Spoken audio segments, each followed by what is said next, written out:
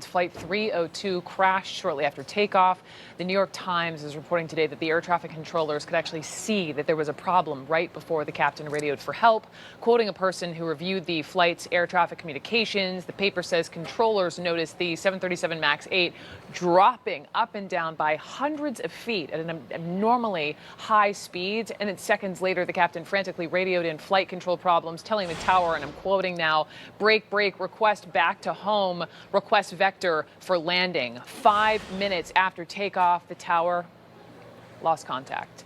The plane's black box is now in the hands of French investigators, and Boeing has stopped delivering MAX 8s, but will keep building them. Justin Green is a former president of the International Air and Transportation Safety Bar Association and a CNN aviation analyst, and he's with me. He's also an aviation attorney who represents disaster victims and has been part of those suits against Boeing in the past. And so thank you for being here. But first, just those chilling new details in the couple first minutes of that flight. Can't imagine being in the back of that plane and that drastic up and down. What does that tell you about what was going on? Well, what's clear from the pilot's communications with air traffic control that the pilot was experiencing an extreme emergency. From the communications, he says break, which is basically telling everyone else who's on the radio to basically shut up. Yeah. Let me talk to air traffic control. He's asking for vectors, which is essentially asking for help from air traffic control to get the airplane back on the ground. From the oscillations that you mentioned, it was clear that the pilot could not control the airplane.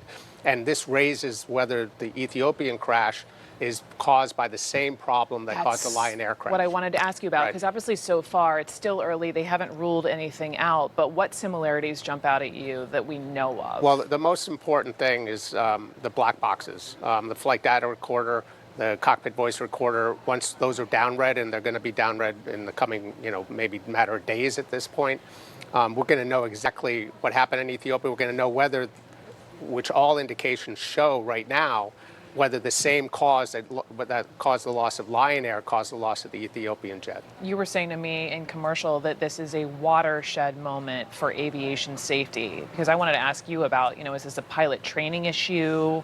Well, it's basically all of the above issue. So it has a design issue. The FAA and Boeing let an airplane out with this design issue, the MCAS system, which causes this problem. Yep. And it also let the airplane out without requiring robust training of the flight crew. So when you learn how to fly, you learn how to fly in a safe environment. You learn how to fly in a simulator.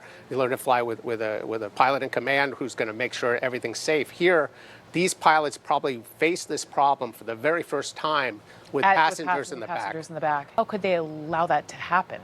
Why wouldn't you be trained? But that's why I call it a watershed moment. So this is a new variant of the 737. When they design a new model aircraft, they have to come up with a really robust training program. But when it's a new variant of the same model aircraft, they think the pilots maybe already know how to do it. Understand. That's right. But they don't. That's absolutely right. Potentially. Justin Green, thank you very much for that as we wait for more details on what caused that crash.